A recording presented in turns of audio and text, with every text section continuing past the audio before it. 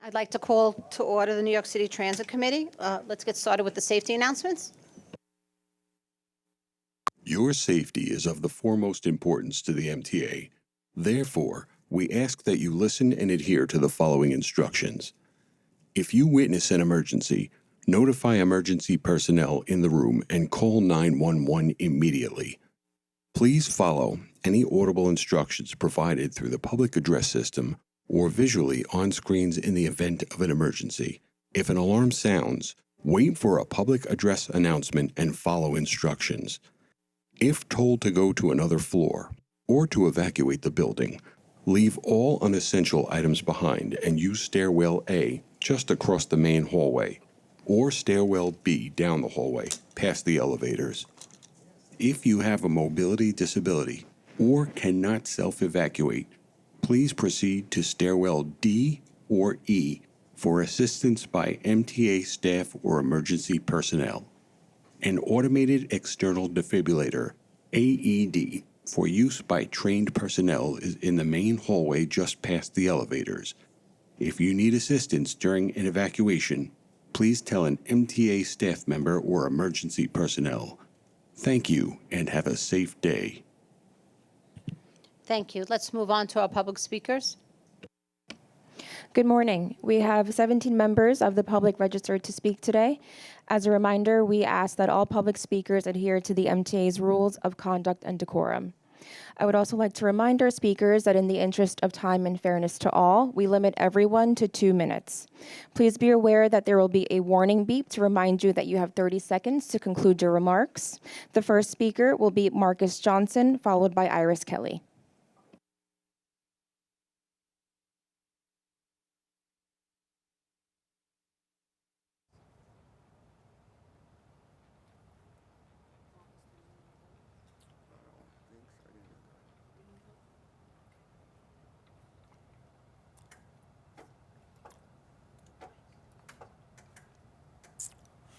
Good morning, everyone.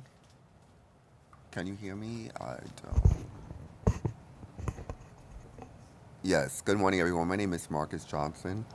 I'm obviously a gentleman with a physical disability, and I speak for the Civics League for Disabilities' Rights. Let me try getting closer.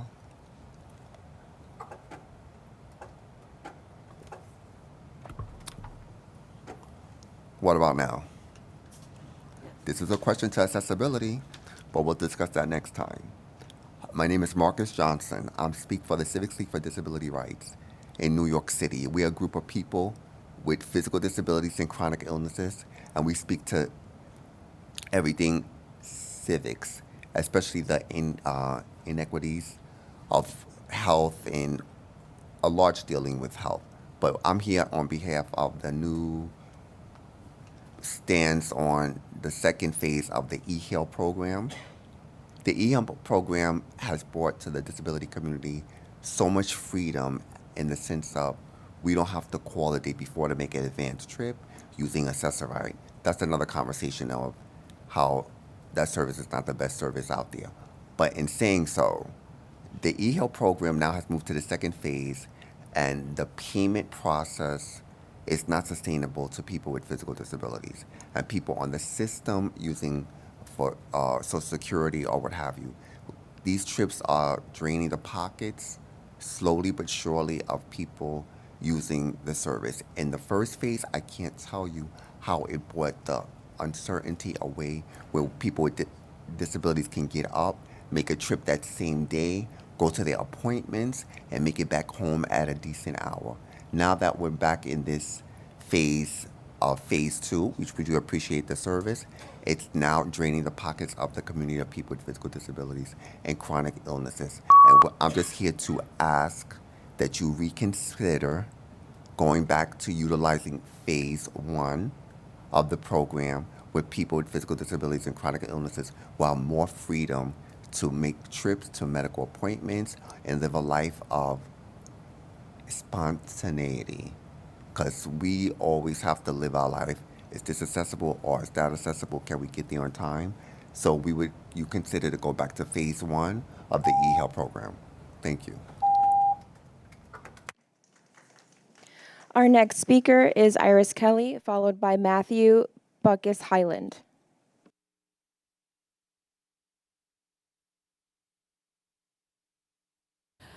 Yes, there's problems with the accessified for getting trips going home. They need to be trained better on some of these. I had an incident last night. I said I'm not ready to ride, so no problem. I got the ride. I called back saying I need the ride. Okay, I was all set up. The Uber car is supposed to come to me in front of a Target on Flatbush Avenue. But the driver comes and he's across the street from where I'm supposed to be. And he's expected me to try to cross over to get to him. And he said, "Oh, I can't make a left-hand turn here, but why don't you make a way, another way to get around to get to me?" But he didn't. He canceled the trip and put me as a no-show. So I had to call back the company to get me another ride.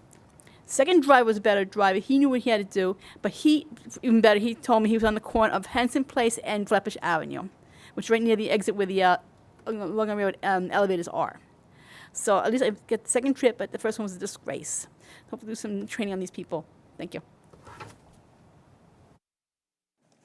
Our next speaker is Matthew Buckus Highland, followed by Jessica Tambor. Thank you, Ms. Molina. Good morning, Chairwoman Mahaltis, President Davey, and members of the committee.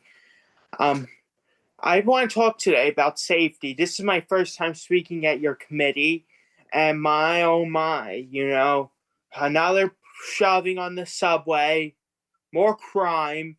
It's ridiculous when you have the local chapter of the New York City Democratic Socialists of America want to defund the police. I mean, it's not going to make us any safer. So I applaud the cops and, both the MTA and the NYPD as a son of a cop for all your hard work. And second of all, I like to ride your subways a lot. Though I could ride it every day, but I can't because I have an old protected father at home. So I would consider you to increase and beef up security at all of your subway stations and make sure they're accessible for everyone. Thank you. God bless you. And I will turn back over to Ms. Molina. Thank you and God bless you. Thank you for your remarks. Our next speaker is Jessica Tambor, followed by Jesse Figueroa.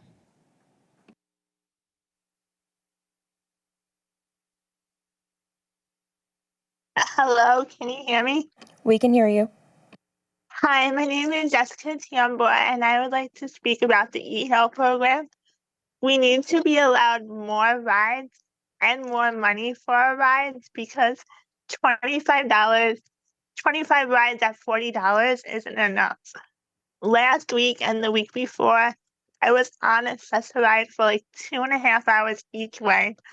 So I basically spent half my day, almost 5 hours, riding on a ride. That's why I didn't come in person today. And yesterday, a bunch of us went to an event in Midtown, and it would have cost $100 to get home. And we had to take the ferry and the bus, and we almost got rained on. So we need to have more money and more rides for e-hail. Please fix this. Thank you. Our next speaker is Jesse Figueroa, followed by David Kupferberg.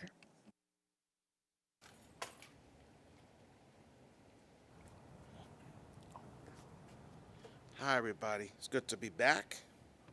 I hope you had a good summer. Here's a few topics. On behalf of Yuki Endo, he's not feeling well, couldn't be here today.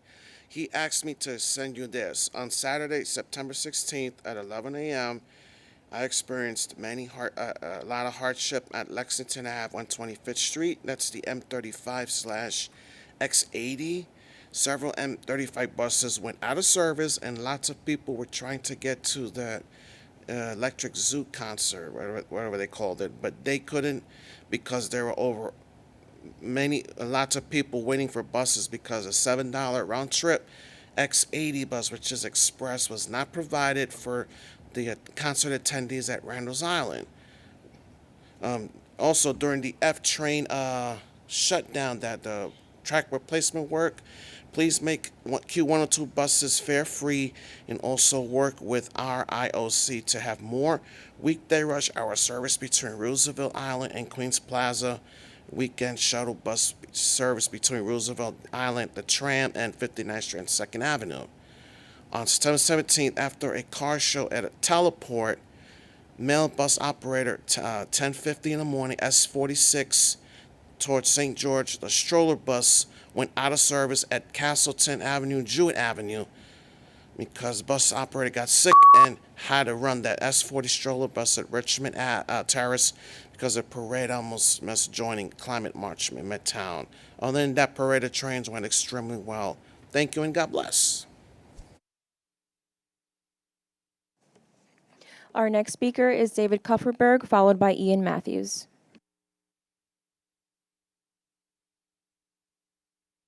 Kupferberg, Vice President of Bus Advocacy, Passengers United. The subway service enhancements this year and next year are a farce. C-Train weekday peak service continues to be except for a few intervals every 10 minutes. And the N&R enhancements via the 60th Street Tunnel coincided with track work within the 63rd Street Tunnel. They may not be permanent, and 10-minute gaps remain. If you don't believe me, look at the schedules for yourself. Regarding the fare-free bus pilot project starting September 24th, the MTA has to be accurate as to how it would account for the $15 million subsidy. Part of the subsidy would be used for administrative costs and branding. But what if on a particular bus route it is known that, for example, 70% already pay a fare will continue to eventually pay a fare after transferring, then there is no loss to the MTA, but the MTA keeps the subsidy. How would riders that possess unlimited fare media be accounted for? It seems that the fare-free bus pilot project could be a big joke, and the MTA to claim that it used up the subsidy after 6 months could be a bigger joke. Contrary to a statement made by a congestion pricing advisor at the Traffic Mobility Board meeting August 17, 2023, studies have shown that, in New York City, the distance most people are willing to walk to access a local bus route is a quarter mile, not a half a mile. This is proof that the decision makers do not use transit nor understand what a transit desert is. Remember that if only one east-west service is available and you wish to travel north-south, the service available is of no use to you. Yes, average bus speed in the Bronx increased by 5%. But what about passenger travel time? Did it decrease? This the MTA fails to disclose. Besides, service gaps and transit deserts still exist in the borough. Is mass transit service better in the Bronx? Don't you believe it? Thank you. Our next speaker is Ian Matthews, followed by David Paul Gerber.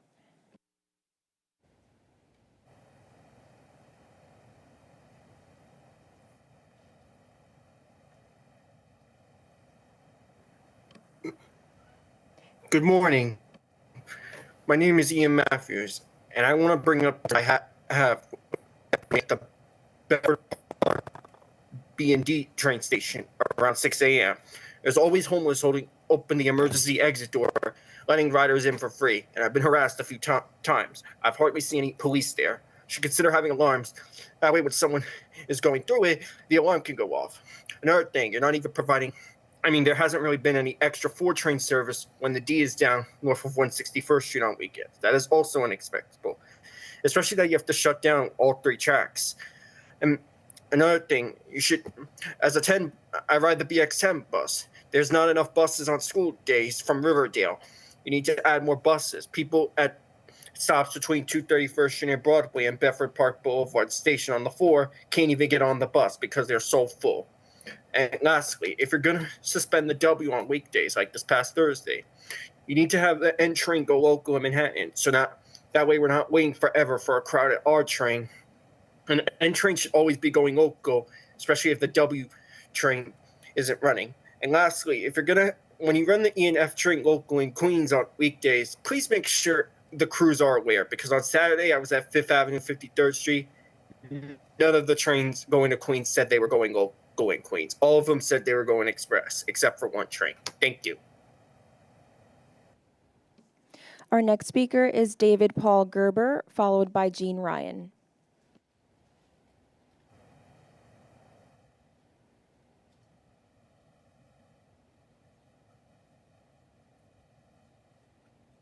Good morning, everyone here. Hi, my name is David Paul Gerber, and based on the committee book, I like to some myths and facts for you.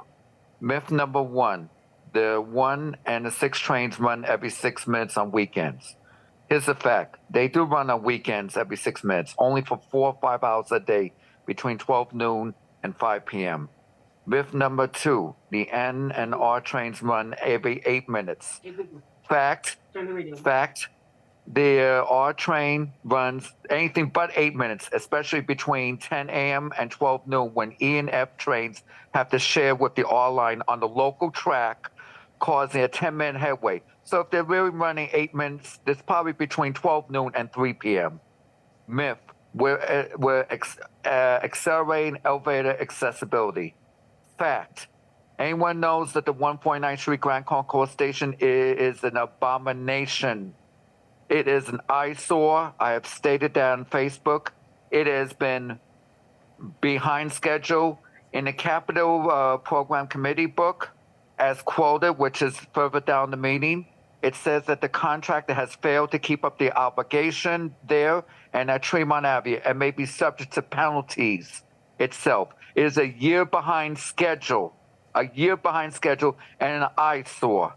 And lastly, related to ADA accessibility, across the 145th Street Bridge, you talk about accessibility. The NYPD still has their vehicles blocking bus stops at the Transit District 3 along 145th and St. Nicholas and at other places too.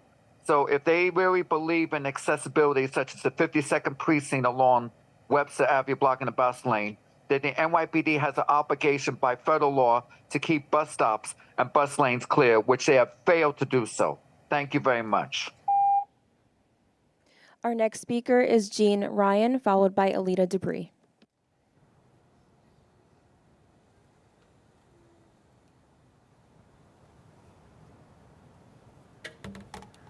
Hi, I'm Jean Ryan. I'm president of Disabled in Action of Metropolitan New York, DIA for short.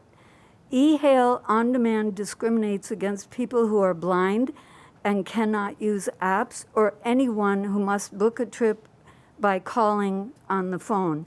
That would include people who do not have a cell phone, people who have a flip phone and not a smartphone, people who have a smartphone but can't use apps, and people whose phone battery died or who forgot their phone at home. Only 2 companies out of the 5 are supposedly available to people who have to book a trip by phone. And after a month, one is still not yet available to use. So that means only one is available. And that was only after a week. We were told we can compare prices of the different companies for each trip, but if a person only has one company available to call, there can be no comparing. And I have a further question. Have the new 2,400 or 2,800 people been added to phase 2 as was planned? I haven't heard any update about this yet. How can you how can you study something if you don't have the people in it that you were planning to study and they're not in there for the whole time and the companies aren't available to call? To me, as somebody who has studied science and read about it for my whole life, I don't understand how you could have an incomplete study like this and come out with any meaningful results. Thank you.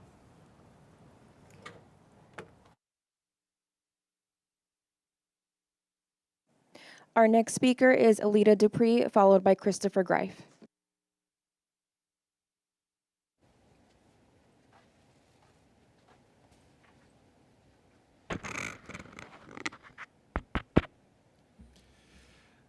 Good morning. Thank you, Chair Haida Mahalsis. Hope I got that right. Alita Dupree, for the record, she and her with Team Folds. It's good to be back in New York. I said it, and now I'm here. And I've been using the system, using Omni, reduced fare capping, works fine, no errors, no double charging. Sometimes I come to a reader that doesn't work and but I moved to one next door and I get in. So no more damaged MetroCard stories. Very happy about that. I even helped a person close to me who's older than me, helped this person get Omni. It was hard for them parting from their MetroCard, but I think they're going to be okay. They're going to be all right. And I set foot in New York a few weeks ago from LaGuardia. Took the free bus to 74th Street. And I had not been on the subway. But as I went and I set up my Omni and went through, and I told myself, I'm going to be okay. I'm setting foot in the system that is legendary and stately, steeped in tradition and mindful of history. To be part of that, once again, 53 years of doing this. And I felt pretty safe on the system and went to 125th and 190th. And it's not a perfect system, but I tell myself, I'm going to be okay. I fought in Desert Storm. I'm going to be okay. I'm a disabled veteran. And I'm going to be okay. And I'm climbing stairs, and I'm doing okay, but we got to put some more elevators in. So it's good to be back on the system, to be reminded of Jerry Rafferty and Jeff Lynne, and to enjoy it in its fullness. I'm sure I'll use it later. Thank you for the welcome.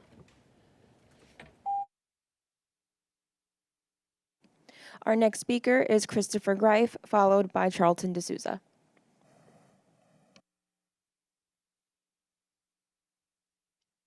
Yes, good morning, everyone. I'm Christopher D. Greif, and I'll be with you in a minute. Good morning. As I'm going to say, as I said before, hello, you guys are still there? Guys, hello? We can hear you. Okay, sorry, my camera disappeared. Thank you. As I was saying this before, I want to thank the NYPD with the transit officers, Transit 34, and as well as other precincts in the area. As we had the vintage trains running, a lot of kids, people with disabilities had a great time. So I do want to thank the NYPD. We do need to remind that we work really strongly. We need to remind everyone, if we see something, we say something. But, you know, sometimes it's not easy to get response back or get communication back. So right now, I'm reminding everyone, we do need to also remind that Accessorite, we need to get the GPS system working a little more better, and please remind them for safety verifications. Again, I thank you so much for the time, and let's make sure that communications on subways are also always up to date. Thank you, everyone, and thank you, and have a wonderful day. Our next speaker is Charlton D'Souza, followed by Lisa Daglian.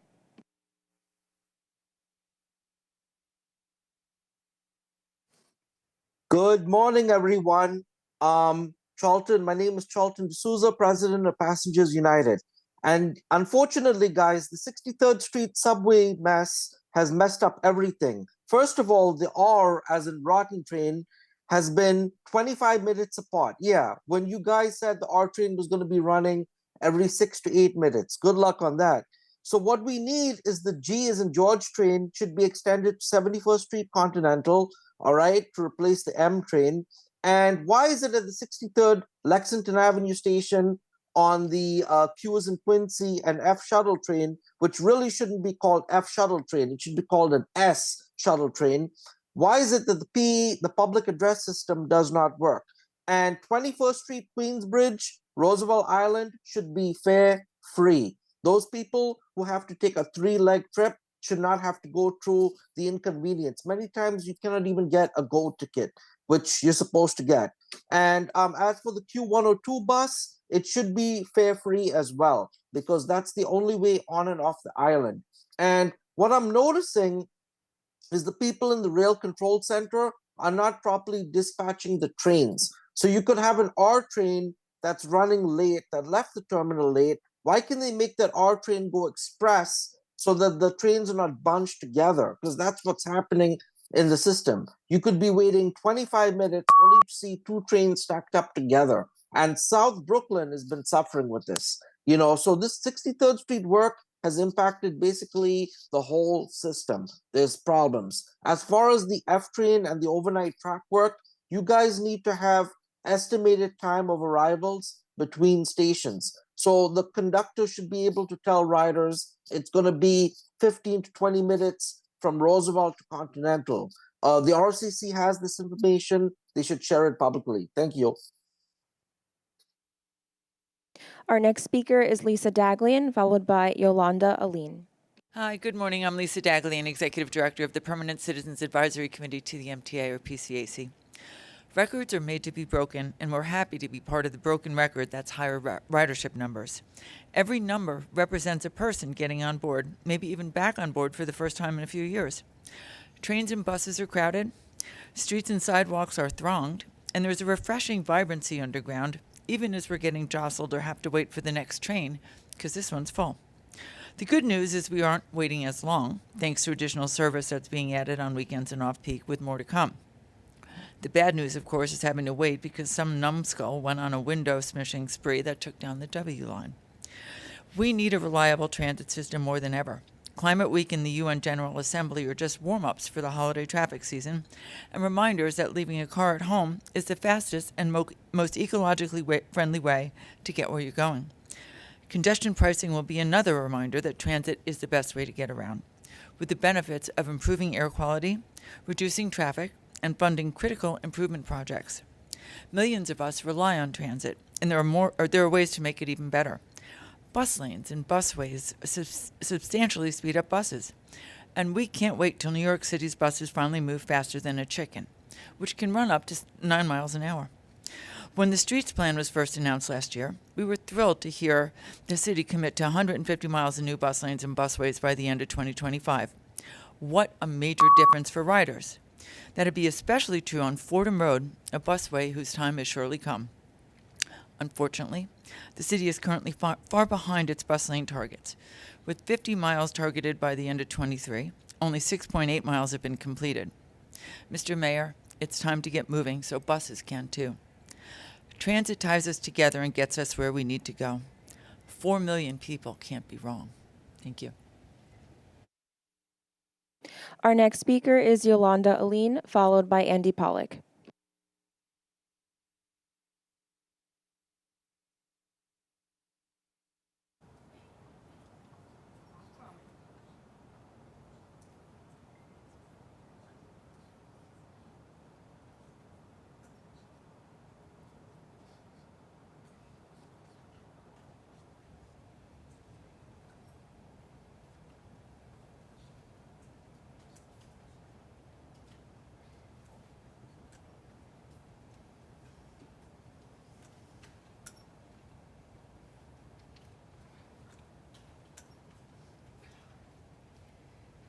Good morning.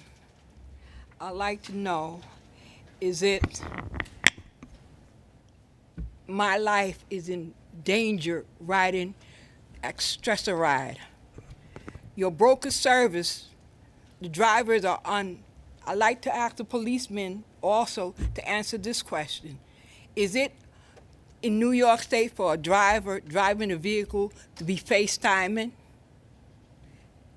Mr. Davis, I'd like you to answer that question.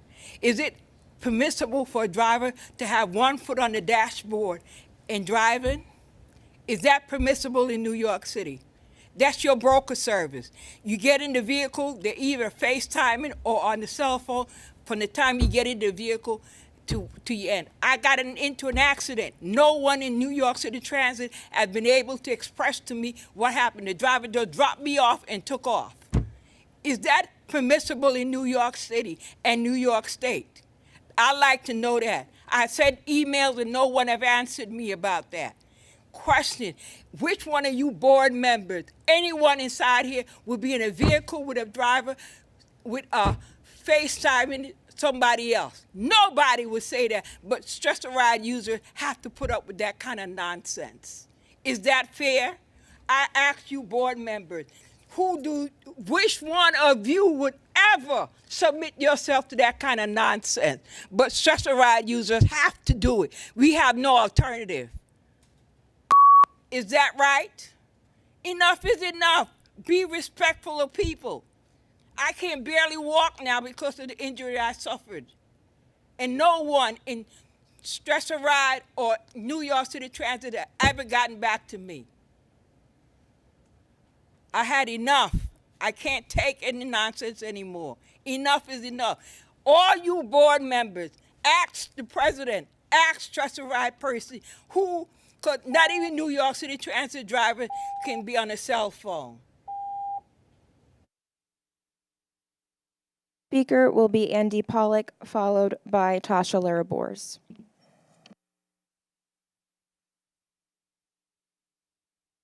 Good morning, everyone. Andy Pollack for the record, Passengers United. So today I want to talk about lack of communication. Well, main point I'm going to get into are two things. Number one, when the fare hikes were approved back in July, the MTA did an inadequate job notifying passengers of the $2.90 fare hike. There was supposed to be a notice on all of the buses and the subways of the poster being inside bus and subway inside the buses and inside the subway cars. Nope. And yet, I went to Delmarva the day of the fare hike, back on August 20th. I get back. I took the Q17 last week. I did see the flyer, so it was too little, too late. But yet, before I went to Delmarva back in August, I was spending a lot of time in Nassau County, and I was noticing NYCT was doing a better job of notifying the passengers about the $2.90 fare hike. They even had signs on their buses. And the next point I want to make, there was a lot of confusion when the E and the F train got rerouted along the 53rd Street Tunnel. That caused a lot of confusion, and there was no advance notice of that either. There were no announcements made on the E and the F line before the planned schedule will change. So lack of communication, it needs to improve. And then my last point I want to make is the fact that we're running low on parts. Look what happened to those R46s on the W that got vandalized. There were barely enough windows. And one more thing, lack of coolant on the buses. You guys don't have enough fluid to put inside the AC for the buses. So I know my time is up, so that's all I'm going to say for this month. Thank you for letting me speak today. Our next speaker is Tasha Larabors, followed by Jason Anthony. Good morning. My name is Tasha Larabors. I'm a community organizer for Center for Independence of the Disabled, New York. I'd like to talk about, once again, Access-a-Ride. My experience this morning, for example, my driver, similar to what Yolanda spoke about, my driver not only had one cell phone, not two, but three. Found it necessary to have a video call, and wasn't until when he picked me up, my ride went from single ride to shared ride. Did not inform me anything. Picked up another passenger, dropped her off in Brooklyn. Mind you, I had an appointment time, but no communication whatsoever from the driver. No response, no explanation, anything. And his behavior and his driver, I originally had no plan in filing a complaint, but based on just the ride altogether, my experience, I feel like it is necessary. You guys really have a lot. I mean, I know with CTG, I had seen how they were trained, but the training that I witnessed did not match the behavior that I had seen today. Thank you. Our final speaker is Jason Anthony. Morning, Rich. Morning, Haida. Good morning to the rest of the Transit Committee meeting. Jason Anthony here like every month. I found out a terrifying news last night regarding a stressor hell that I had to comment about. Last night, I was notified that around 10 people that were in an event yesterday got stranded for around 3 hours waiting for their ride for a stressor, let's say it correctly, a stressor hell. That is not acceptable. 3 hours to get home? No. not for my standards. Not for the standards, for the people that are right there.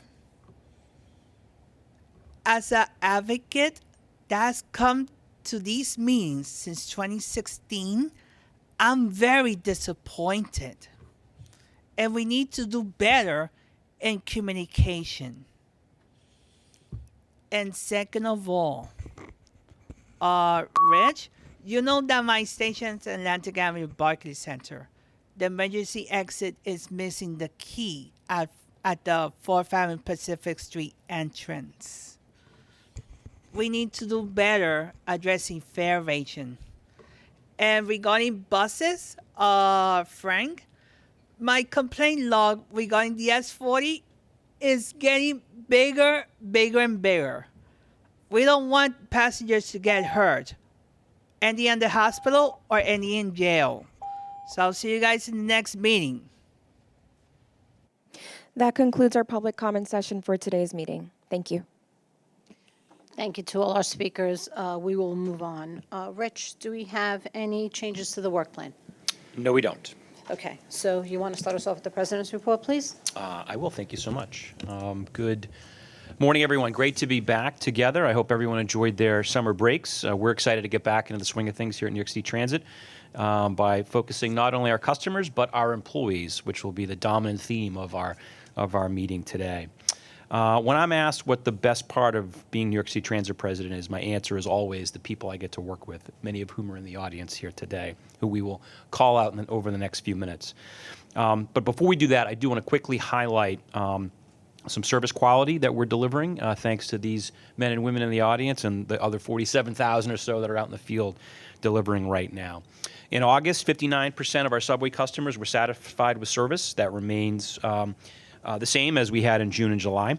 Subway performance continues to see wins. Customer journey time performance in August was 84.5%. In the 19th straight month, customers reached their destinations within 5 minutes of scheduled service and above the Department of Subways goal. We also continue to trend on-time performance. Demetrius and team continue to deliver the best on-time performance, particularly if you take out a few of those COVID months, in 10 years. So congratulations to the team. Before I focus on paratransit and bus, I do want to ask Demetrius to just give us a few words about the service we've added over the last 6-8 weeks. There were some questions about that. I think we want to set a little bit of the record straight on the good service. So D, over to you.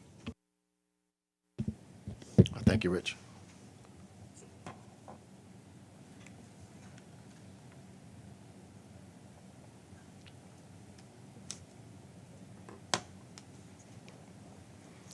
Faster, cleaner, safer.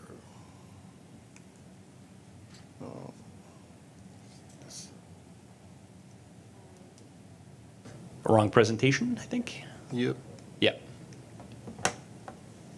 So today we're going to talk about subways incrementally rolling out changes for increased service since July. I'll give you an update on where we stand and what we've accomplished thus far and what's yet to come.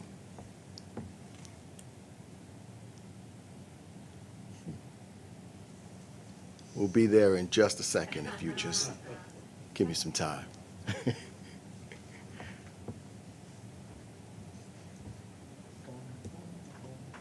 I was just going to do that. So just, I'll start. Maybe just voice it over, D, because I don't think. Okay, great. So the 2023 state budget allocated approximately $35 million to provide increased subway service. And we've used that funding to increase frequencies on several lines during off-peak hours, and we've seen stronger ridership recovery. This is directly response to what we've heard from customers and our satisfaction surveys, and supports the faster element to our faster, cleaner, and safer subway system. The lines we selected generally run less frequently than others and have the capacity for increases considering the various constraints in the system. If you give me just a second, I don't even have it. I was going to do the presentation. In July, we increased weekend service on the G, J, and M lines.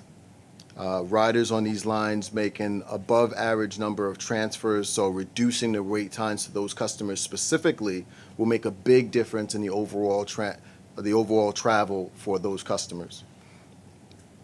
Our schedules reduce the time between trains by 2 minutes, and as you'll see in the presentation, which we will share at some point, the actual waiting times, there's a difference between scheduled and actual, but the actual waiting time customers experience decreased on average by about 2 minutes.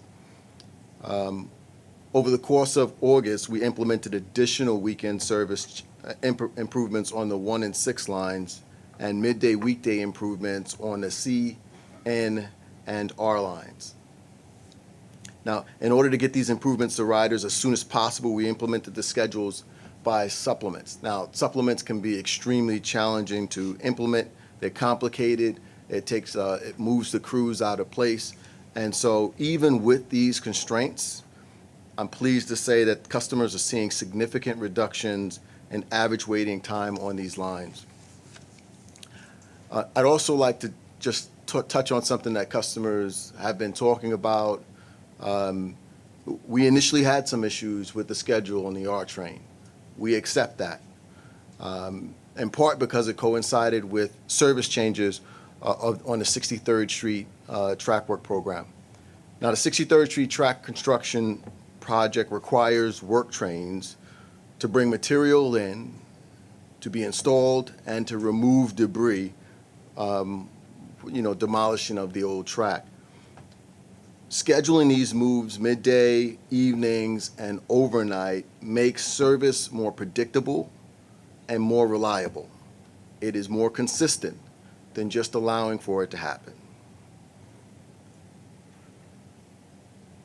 Nonetheless, we've since tweaked the schedules following the work train moves and are seeing more even service. And this is only the first phase of the changes to the R line, as we'll talk about a little later.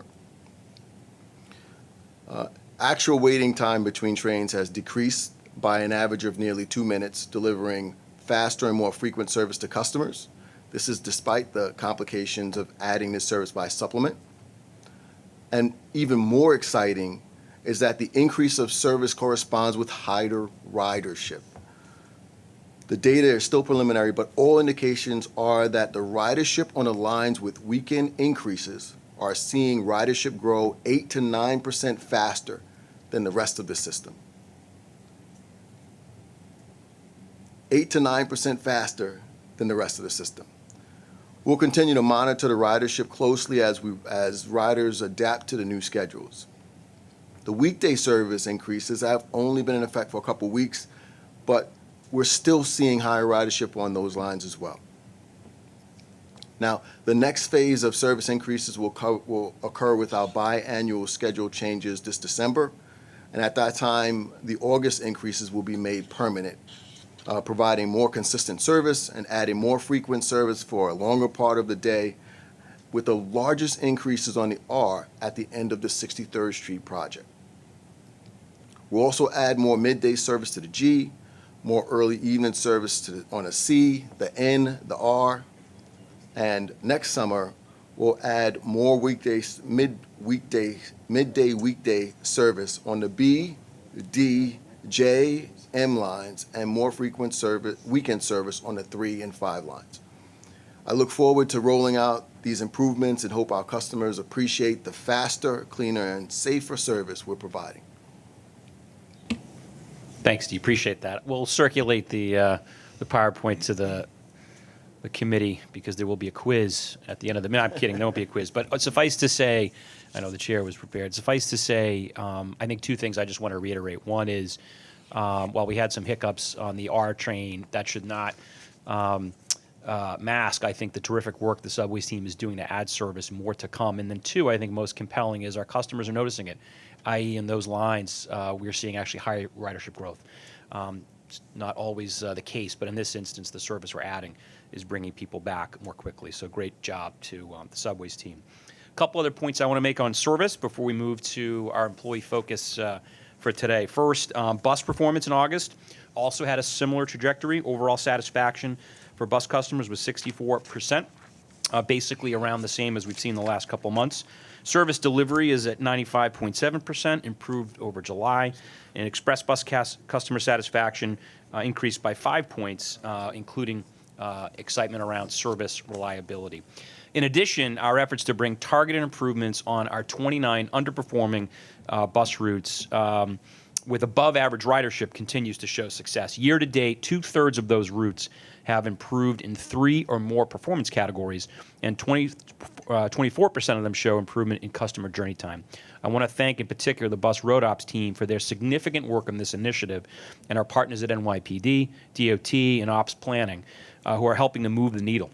As we've said, focusing on these 29 routes benefits not only approximately 20% of our overall customers who ride them, but thousands of other daily commuters who travel through the same corridors. I also want to point out we started last week our Eagle Team fare enforcement on local bus. So far, so good. We've had a week of success getting the word out that we're expecting our customers to be paying. So congratulations to Bobby and his team for rolling that out, and obviously working closely with the Chief Kemper and his team to provide tactical support if needed. And ridership is rebounding. As mentioned, 5.5 million customers last Tuesday and Thursday chose to use New York City Transit, bus and subway. And not to be outdone, our paratransit service is back to pre-COVID levels. We're actually experiencing record high ridership in paratransit on Access-a-Ride and eHail last week. Continuing to focus on service there. But paratransit continues to do well.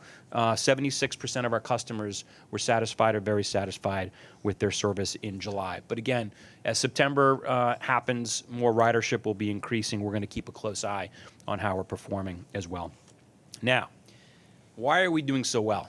Well, it's because of the 47,000 men and women in New York City Transit who are hitting it out of the park every day, whether it's removing 2 million gallons of water out of our subway system a few weeks back, care of a broken pipe, to repairing windows last week, care of a careless vandal. We're going to point out a number of the folks here in the audience in a moment, but if we could cue up the PowerPoint you did have up before on faster, cleaner, safer. You know, I often talk about the North Star being our customer satisfaction, our external customer satisfaction, but it is also clear to us that we need to make sure that our employees, our internal customers, are finding a place that is safe to work, is comfortable to work, and is a place that they feel good about. We did an employee survey in New York City Transit earlier this year about January, February in 2023. I was told we haven't had an employee survey in 10 years. I'm shocked because we need to be hearing from our internal customers as well. So what did our employees back in January and February tell us? Well, 82% of them said that they were strongly agreed that they were proud to work at MTA. There are major organizations and companies in America who would love to have that kind of loyalty and support from their people. We get to enjoy it every day. And, you know, would you recommend your family or your friends working here? 65% agreed or strongly agreed. Again, I think a testament to the kind of workplace we are. Flip side, however, there are a few other places where we need, as a management team, to step up. You can see, for example, useful feedback on my performance. Only 4 in 10 employees said they were getting that. About 4 in 10 said they had access to the things they needed to do their job well: tools, training, parts, and material. And their prospects for their career, you know, 55, 60%. I think what we also heard is that the career path is not always clear. And so working with Lizette and the team in HR to really ensure that our employees see that there is a career path here at MTA or New York City Transit for that mind is something that we will continue to work on. I felt valued for the work I do. Probably the most disappointing for me, only 38% of our employees said that they felt valued.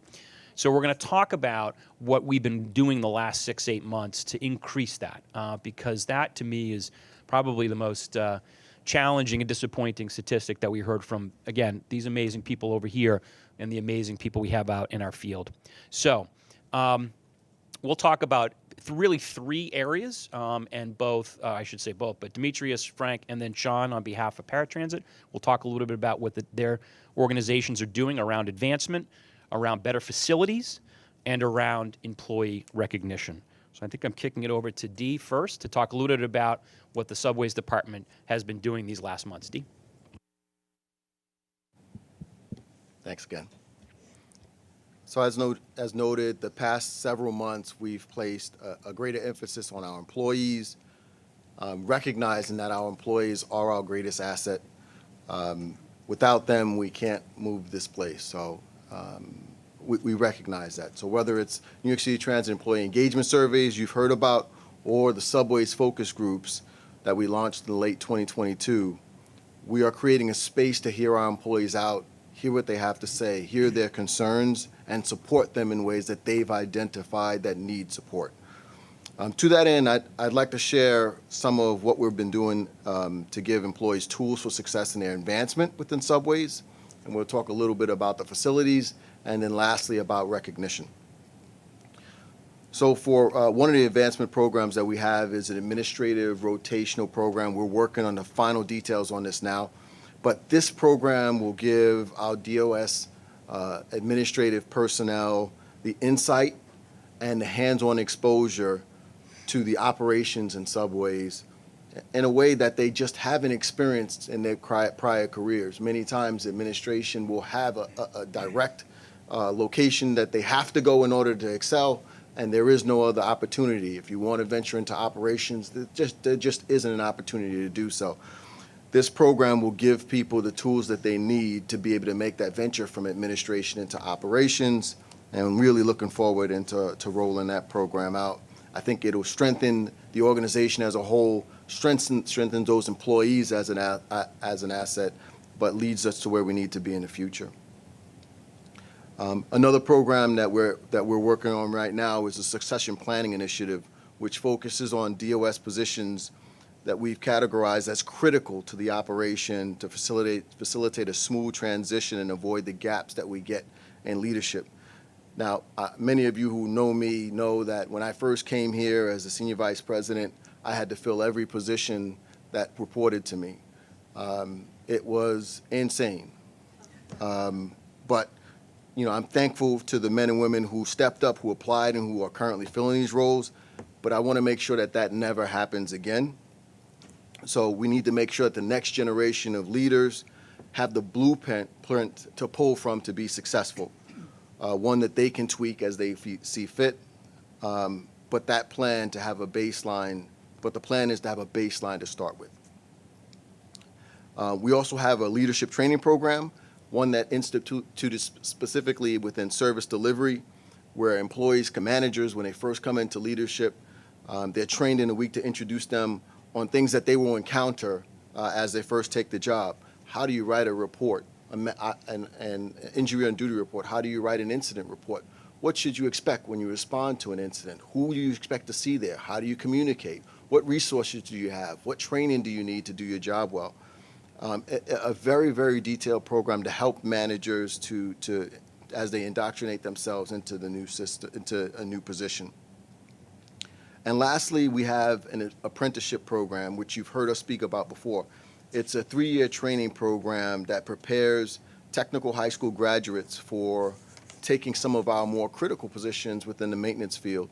The apprentices are hired into transit electrical apprentice title and work towards the maintainer title within a skilled trade area in which they're assigned. Now look, these are all important. They all speak to development of our teams. However, we must think of the day-to-day. What are ways that we can show our employees that we care about them? And one way is to upgrade the facilities. We're at work many times more than we are home. So having a place where people can feel proud to report to is more crucial. Through various forms of outreach, including employee engagement surveys, we've heard from our employees the significance of enhancement to their employee facilities. The Department of Subways has approximately 4,000 facilities located throughout the network. In 2022, we announced the creation of the Division of Facilities to focus specifically on facilities. One of the primary goals being in the Division of Facilities, this division was created with the goal of enhancing employee facilities.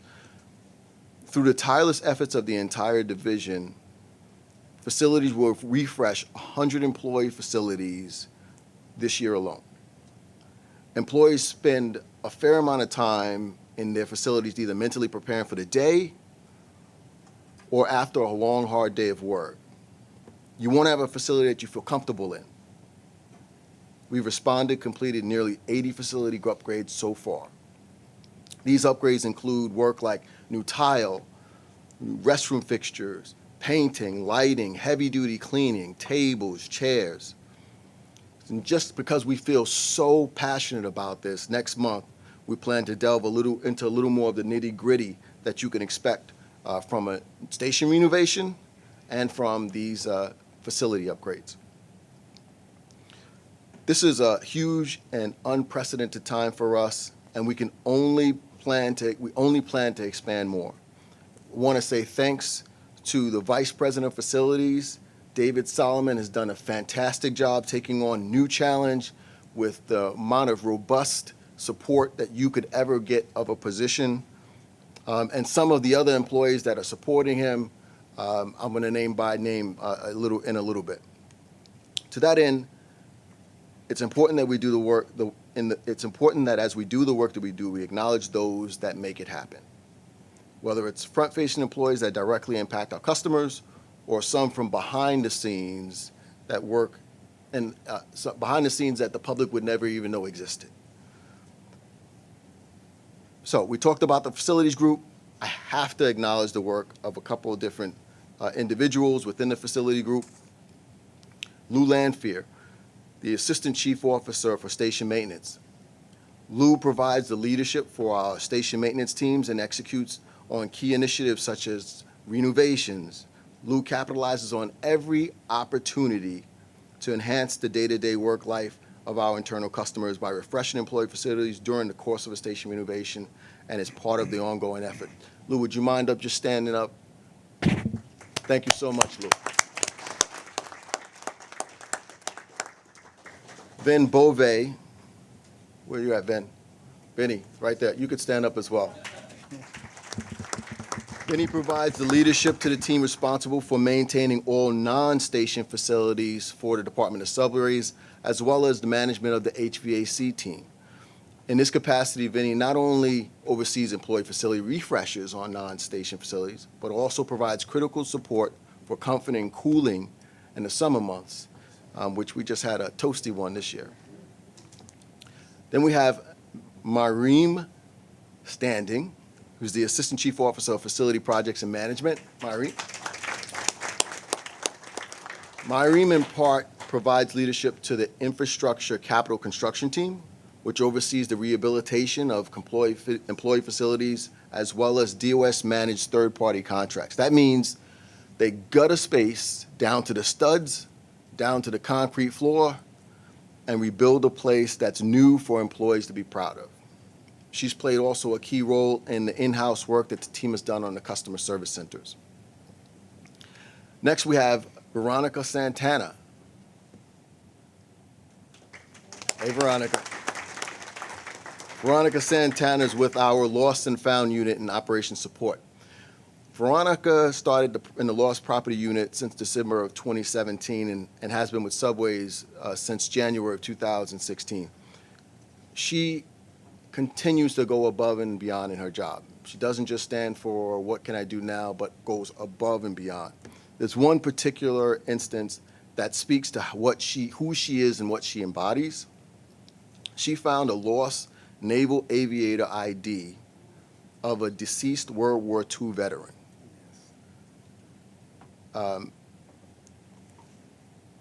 This woman, Veronica, would not rest until she found a person, a relative of the person who owned it. So she, on her own time, countless phone calls, exhaustive internet search. All of her work paid off when she found the daughter of this person. And you can imagine how much that means for a person to have an heirloom piece like that. It's beyond words. So thank you, Veronica. And lastly, we have Hugh Paul and Danny Feng. Now, all of you know the R211 has been huge, right? But you don't really, you see the cars come out, but you don't recognize how much work goes into the planning, the design, coordination in order to get those trains in service. This team has worked tirelessly to accept the commission of the fleet.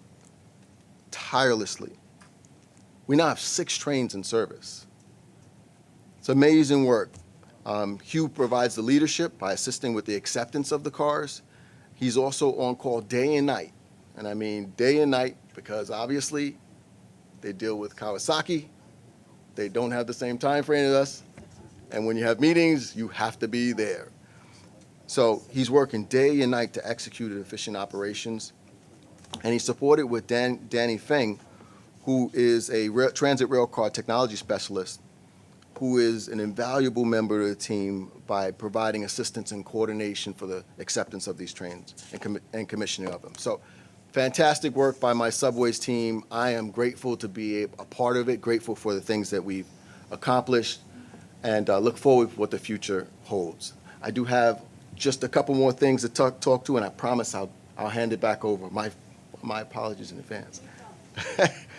When we talked about recognizing employees, there's a few things that I did not mention. We've expanded our department-wide employee recognitions, our programs and initiatives. So we have a fall KPI meeting where employee recognition is based upon the key performance metrics. The areas that we're doing well in performance, we want to acknowledge that. Sometimes within the organization, we only acknowledge extraordinary work. But for the folks who do it every day, in order to get there, the small incremental changes, we need to be recognizing that. Employee attendance, an annual event where we recognize employees for stellar attendance, helping to boost our availability. We just did this last week. Employees came to work a minimum of 20 years in service. One gentleman, 31 years without taking a sick day. Like, that is like an amazing feat. And, you know, I'm told that there are several other employees that I did not get to, so we will be doing that again to recognize others. Customer Service Awards. It's a quarterly event where we present a plaque to employees who received the most commendation. Our customers write in by Twitter. They call into our customer service center. They reach out to us to tell us that employee is fantastic, makes the best announcements, runs the best train. We want to recognize that, so we go out. This first photo on the right is of one of the conductors that we recognize. You know, and the last thing I'll talk. Oh, not the last thing, but one of the last areas is DOS Family Day. I've always been proud of where I work. My father worked here. My grandfather worked here. I always appreciated what he did.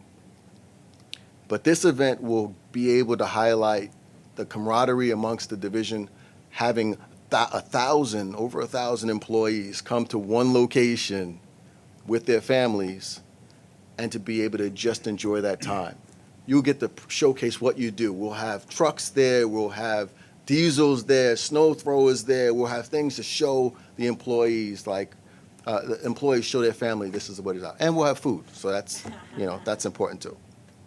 And then several division-specific programs on initiatives, North Star pins to highlight high-performing employees, commitment to excellence pins to recognize those who are helping to improve quality in our cleaning. And there is no SU, there is no U in success, a celebration held at Satoa, Staten Island Railway, to increase employee morale and highlighting achievements around service reliability. So, Subways is committed to showing our employees that they mean something. The information that we receive from them and the feedback that we receive is enough for us to do a wonderful job in giving back to them as employees. And with Rich and his leadership, we've been tasked with doing things better, seeing things better, and giving to our employees better. So I appreciate the opportunity to be here and appreciate my employees for all that they do in making this place a fantastic place.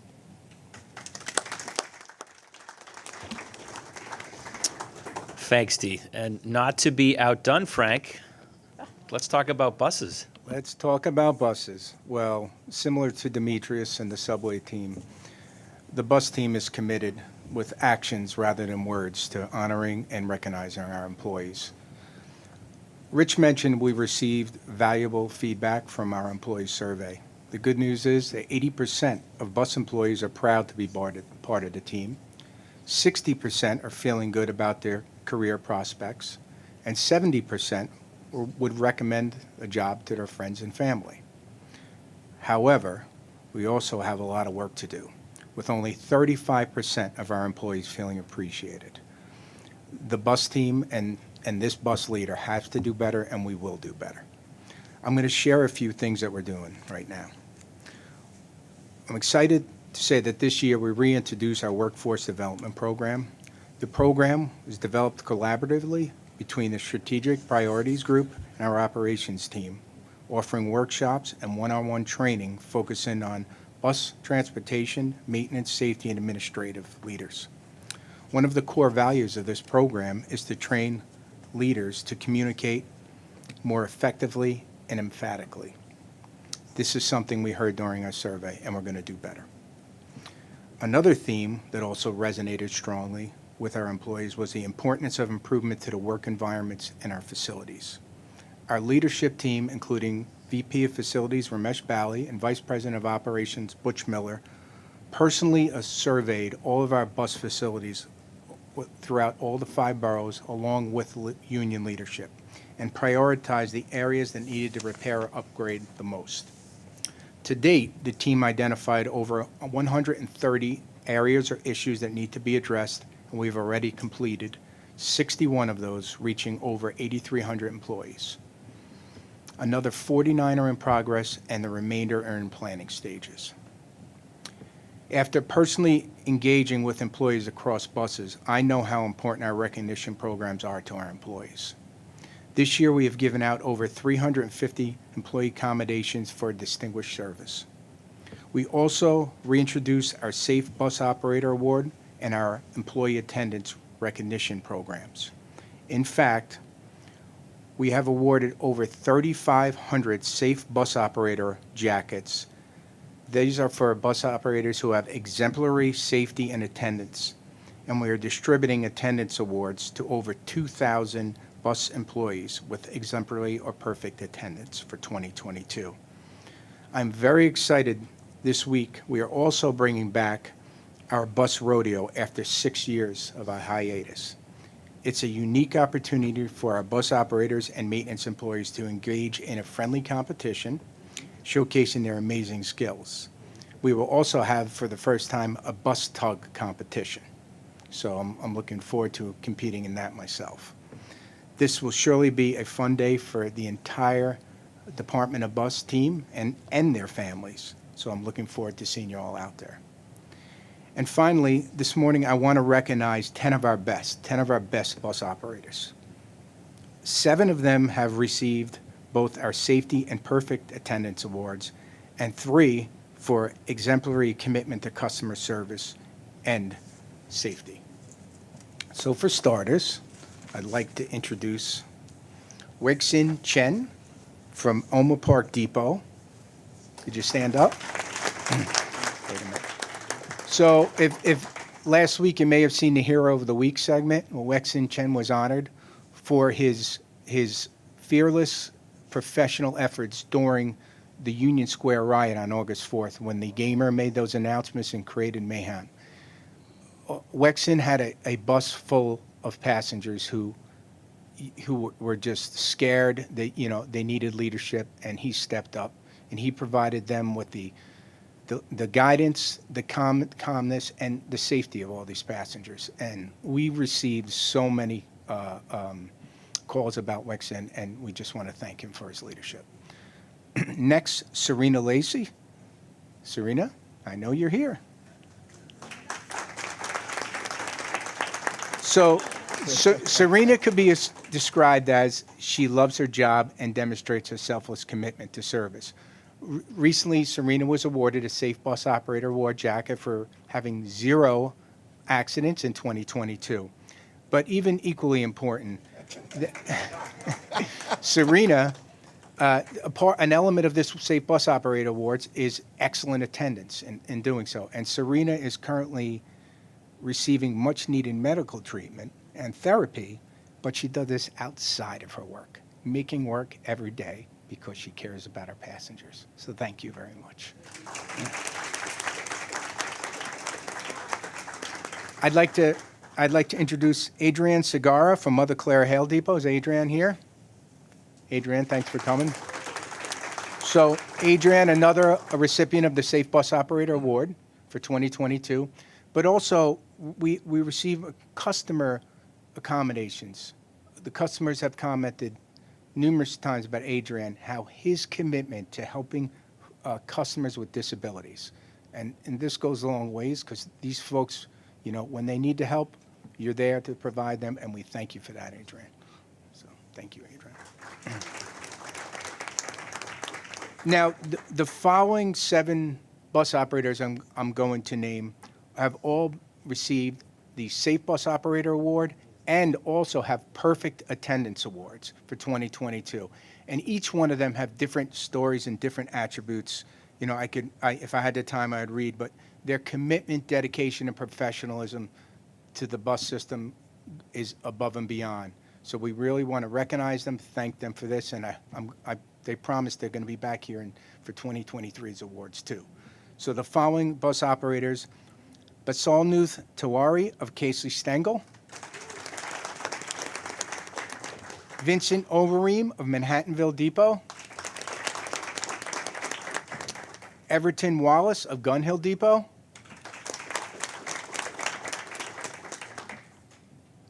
Herman and Carlos Torres, brothers from LaGuardia Depot. And one of their sons works at East New York Depot. Tony McLeod from Mother Clara Hale Depot. Daniel Moyce of Fresh Pond Depot. And last but certainly not least, Danielle Moyce of Fresh Pond Depot. We salute your bus operators. Thank you very much. Great, Frank. Thanks. And Sean, please, for paratransit. Great. Good afternoon, everybody. So we often talk about the holy triad of people, process, and technology, and they really do go in tandem together. So I'm going to talk a little bit about some of the things that are ongoing presently within paratransit. We recognize that, you know, people want a path to advancement and a path to other opportunities within the organization. And an organization as large as the MTA, there should be lots of opportunities. So one of the things we're doing along those lines, we have a number of strategic initiative projects that are ongoing and also being initiated. And as part of that, we're bringing people from our operation into those projects early on so that A, they know what's going on, and B, they're able to participate and contribute to the success of those projects. So this is an ongoing initiative. Chris and I have talked a lot about this, and we will have a lot more detail on this in the very near future, but we are looking to formalize that program. Similar to what my colleagues have already stated, part of that, or a piece of that, is a kind of a rotational assignment aspect, where people from one part of the division get to participate and get visibility into other parts of the organization as well. We also recognize that employees like to come to work when they have nice facilities to come to. So along those lines, one of the things that we're looking to do in the next year to 18 months is improving some of our facilities, and in particular, our common areas. We have an operation that requires a very large number of people to be present under a single roof in our instance. And we have a number of common areas that need to be upgraded. We are in the process of looking at our space, planning that out, and expanding that where possible. But I really wanted to spend the time this afternoon talking about the individuals in the organization and recognizing some of the outstanding contributions of those individuals. So We'd like to recognize 6 specific individuals today, although there are many, but these 6 individuals kind of exemplify what it really means to be a dedicated employee and a dedicated public servant. And we often hear the term hero or superhero. We hear that term bandied about quite a bit. But in these 6 cases, the label really fits. So I want to recognize 6 very, very special individuals from our paratransit group. First, Scott Pantano. Scott. So Scott is a general superintendent with our standards and compliance group. These individuals are out there every day performing inspections, making sure that our vehicles are safe, that safety and maintenance standards are being adhered to. It's a very, very difficult job. We have resources spread all over the city. These guys are out there all the time, and it's a very tireless effort that's required. And Scott has really been very dedicated to making sure that that takes place. Amanda Hill. So Amanda is with our fraud detection and internal controls unit. And because of the type of service that we provide, it's really crucial that we maintain a very close eye on how we're spending money and how our resources are being utilized. So Amanda has only been in this role for a very short time, but she has really done an outstanding job making sure that our brokerage service is done with integrity. And because of the introduction of the eHealth program, that program has really required a lot of dedication and attention to detail, and Amanda really exemplifies that. Manlung Lee. So Manlung is with our project management office, and he kind of balances a lot between 2 of those tiers that I mentioned, between people and technology and also process. Whether he's part of IT or now as part of Accessoride, he's worked very tirelessly to help improve our internal processes and provide a platform for innovative Accessoride programs such as eHealth Phase 2, and the upcoming technology initiative to basically modernize our entire operation. Shari Bush Ogborn. Now there's Shari. So Shari is with our really, really important customer relations unit.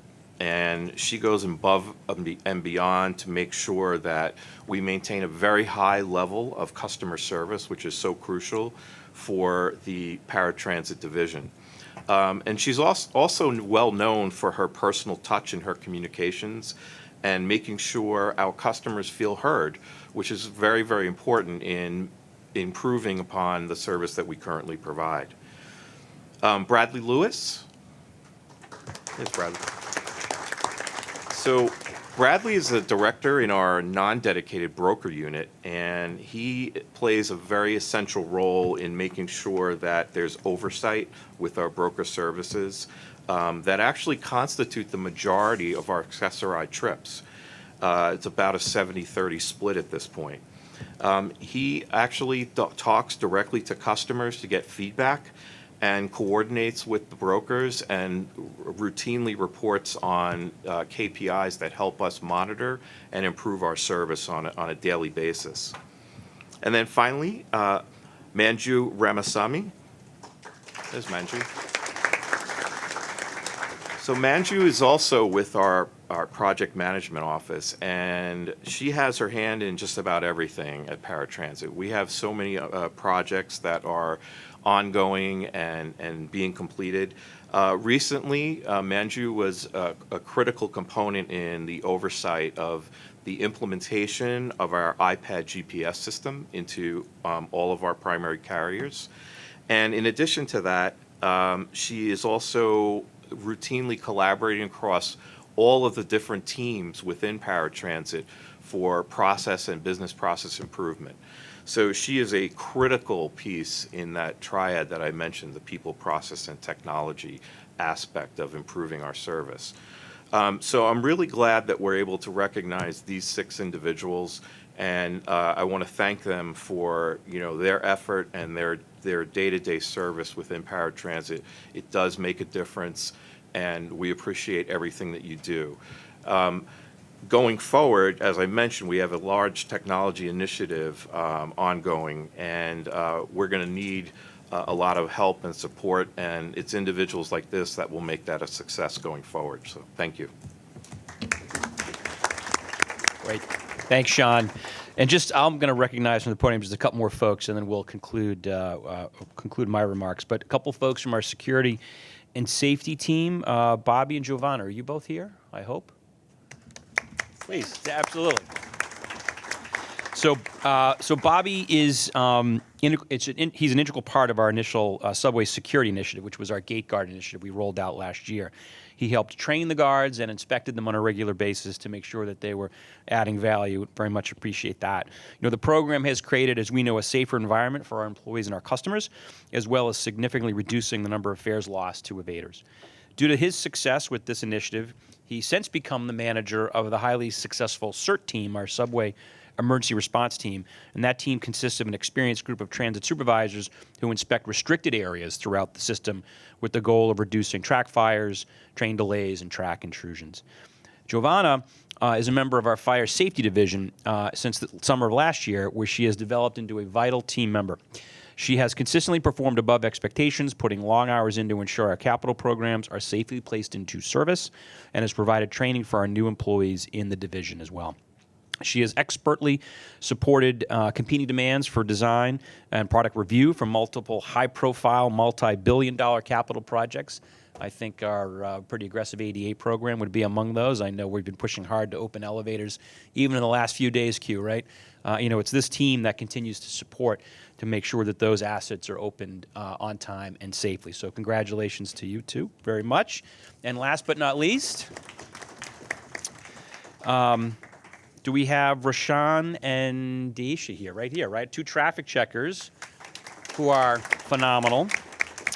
So Rashawn is assigned to the General Order Support Unit within OP's Traffic Checking Group. What does that mean? He's responsible for getting those posters up, putting our signage out for all the night and weekend general order, our shuttle disruptions. He's been a traffic checker for 16 years, diligent, motivated, and very loyal to us. He was recently promoted to supervisor due to his extensive knowledge that he has gained through his years, so we wish you the best of luck. Now it is, I guess, Supervisor Blair, right? Okay, very good. And Ms. Whitehead. She's assigned to our fare evasion data collection group with operations traffic checkers. She's responsible for collecting accurate and timely subway fare evasion data, which is used to report on a quarterly basis, and Bobby's team uses that data to then deploy gate guards or work with the chief and his team.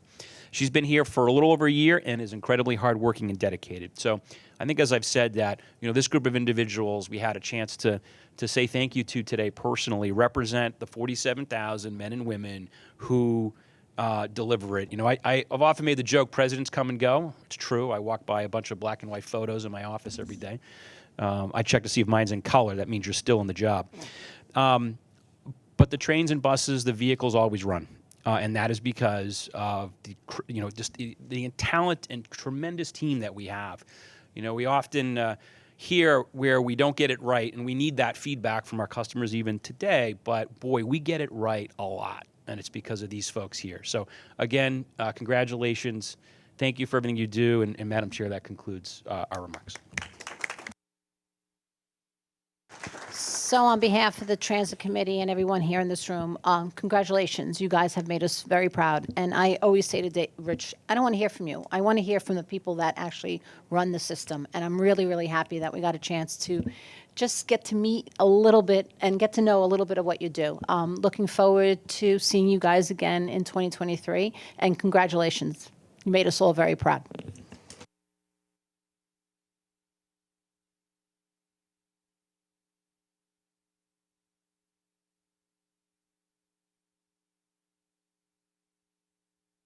I'm like the activities coordinator. I believe it should be memorialized, right? You guys did great work. Don't move. Don't move. Don't move.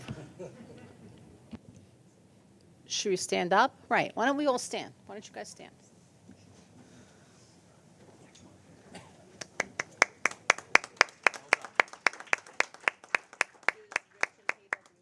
Yeah, maybe we'll go over there.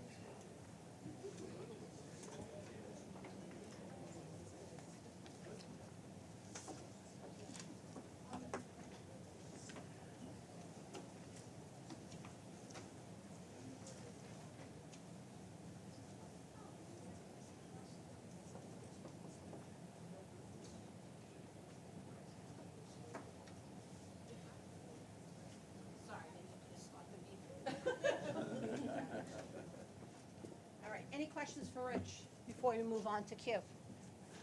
Nothing? Okay, so we're going to move on to Q. Thank you. When it comes to accessibility, as with all things here at the MTA, our employees really are our greatest and best assets. And that's why training is a top priority for my team. And I'm proud of the work that we've done in partnership with Rich, Demetrius, Frank, and Chris, and their teams to ensure that all New York City Transit employees have the trainings and resources to do their work with all of our customers, including those who rely on accessibility features of our systems. To name a few of those highlights, last year we launched an updated version of our Accessibility 101 online training for all MTA employees, including both frontline and office staff. This training gives all New York City Transit employees the basic building blocks on how to help customers with different types of disabilities, some background on the ADAs and our agency's accessibility work, and an intro to all the important accessibility features of our systems. A huge focus this year has been on our station agents. Accessibility is a core component of the new training we've instituted for these agents to make sure that they are best prepared to perform their new roles outside of the booth. As agents spend more time roaming the stations, they are also a new key component of set of eyes and ears, not just to help our customers, but also to report any issues with elevators and escalators, auto gates, and other key accessibility features throughout the system. So we're really focused on ensuring that every agent is trained and resourced for this critical role, from what to look for and how to report it. Finally, on training, earlier this year, we launched a new series of trainings with our customer division on how to create accessible content with a focus on all the new tools available in our increasingly digital communications world. We are really proud to have partnered with Transit and teams across the MTA to ensure that all these training focus not just on regulatory requirements, but on real-life scenarios, how to navigate them, and to give our customers a great experience in the system. And we thank all the advocates that have helped us throughout the years in developing these trainings. We're strengthening our pipeline for people with disabilities who want to join the MTA as employees, diversifying and strengthening our workforce. This year, we launched a new partnership program in partnership with AHRC and Access VR that has already brought young people with disabilities in to serve the various roles in transit and across the MTA, a program we are really excited to grow in the coming years. These are paid positions that will give young people new opportunities at the MTA to help us build the workforce of the future. There's so many New York City Transit employees who are already accessibility champions, and we want to recognize their work. This past July, we hosted our first MTA Accessibility Awards, where we honored 35 outstanding employees and their teams, whose work underlies our commitment to make the system fully accessible. We are so happy to have bus operators, GSMs, and so many other transit employees as part of these award recipients. And we partner with Rich and his office to make this event happen. We look forward to continuing this new tradition here at the MTA, as there are so many colleagues across the agencies that deserve recognition for their work. It's all of us working together that will get our accessibility goals accomplished. Thank you. Great. Thank you, Q. Any questions for Q? If not, we move on to our crime report with Chief Kempler.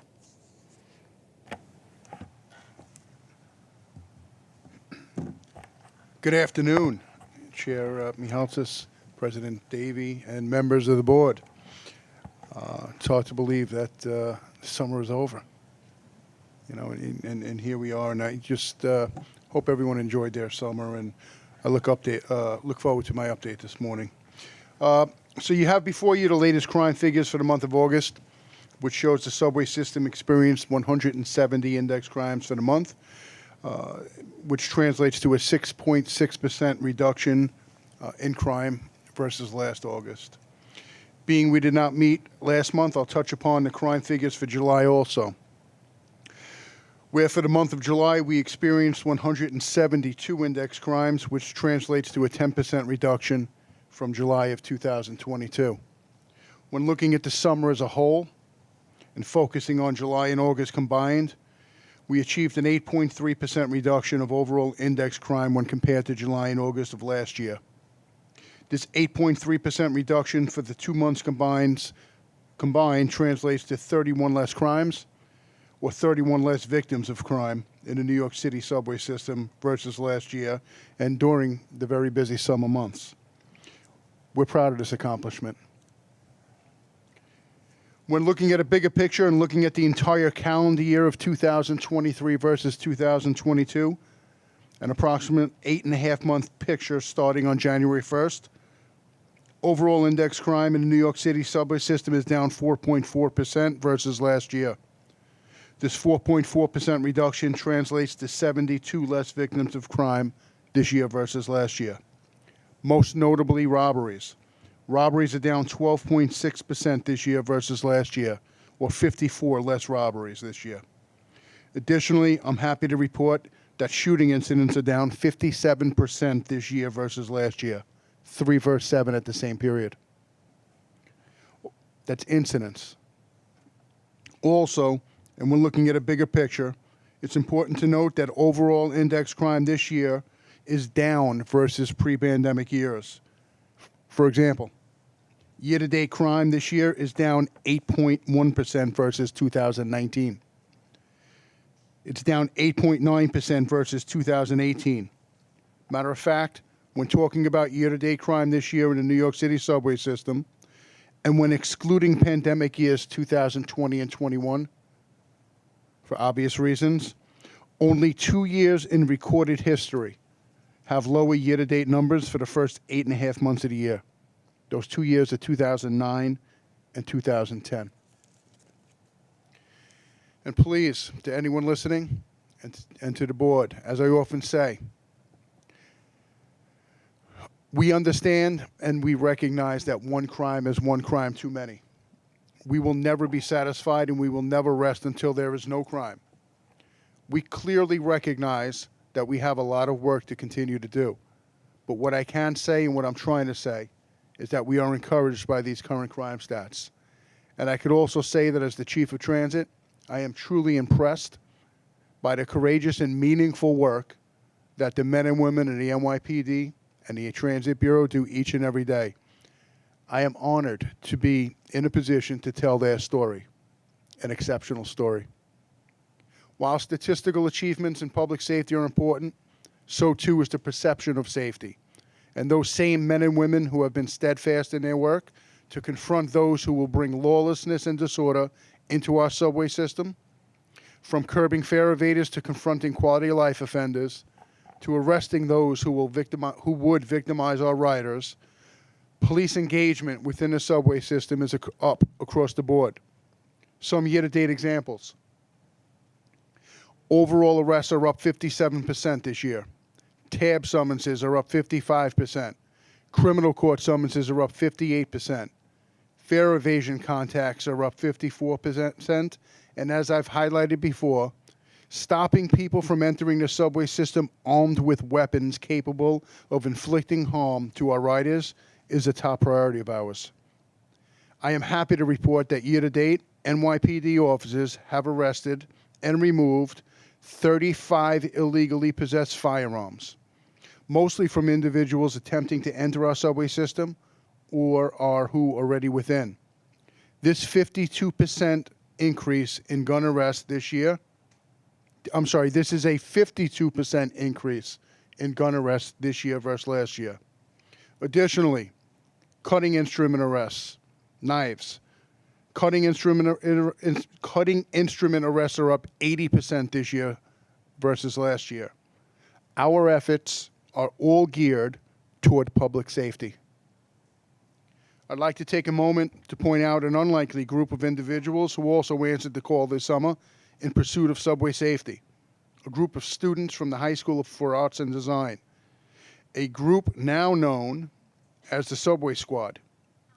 Led by Principal Max, the members of the squad took the creative lead in a multi-agency effort, present company included, to bring to fruition a public awareness campaign that highlights the dangers of subway surfing. I think I could speak for the members of the MTA leadership who played an important and visible role in this joint effort, that the students and their important work was nothing short of exceptional. In regard to subway surfing, our work at the NYPD continues. Fortunately, we did not suffer a single subway surfing related tragedy during the summer months.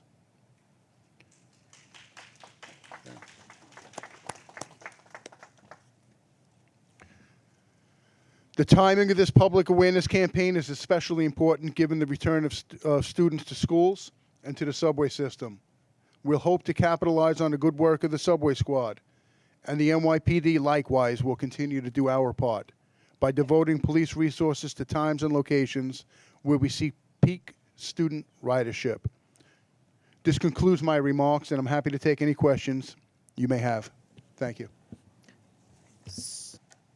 Chief, I was going to apologize for keeping you waiting, but you had good news, so I'm happy that we kept you waiting. And thank you on behalf, again, of the Transit Committee and everyone here. Please thank everyone in Transit and the people at the NYPD who keep our system safe and continue to keep our system safe. So thank you.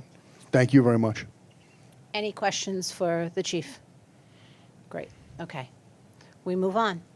I think we have Jessica Lazaris from MTA Strategic Initiatives to update us on Omni. That's right. That's right. Maybe I'll just be brief in my introduction of Jesse. So obviously works with strategic initiatives, but I think we're now moving away from this being a project, if you will, a construction project, design project, to saying how do we move New Yorkers equitably, by the way, onto our Omni system in these coming weeks and months, and how do we eventually retire MetroCard. Jesse's got some really good, I think, insights and data about how we hope to do that. We've been, from customers, what I'm hearing, one of the things they like most about our system, whether they be New Yorkers or out from out of town, is actually using the Omni network. So this is something we really want to capitalize on. But with that, I'll let Jesse share this information. I think you'll find it interesting.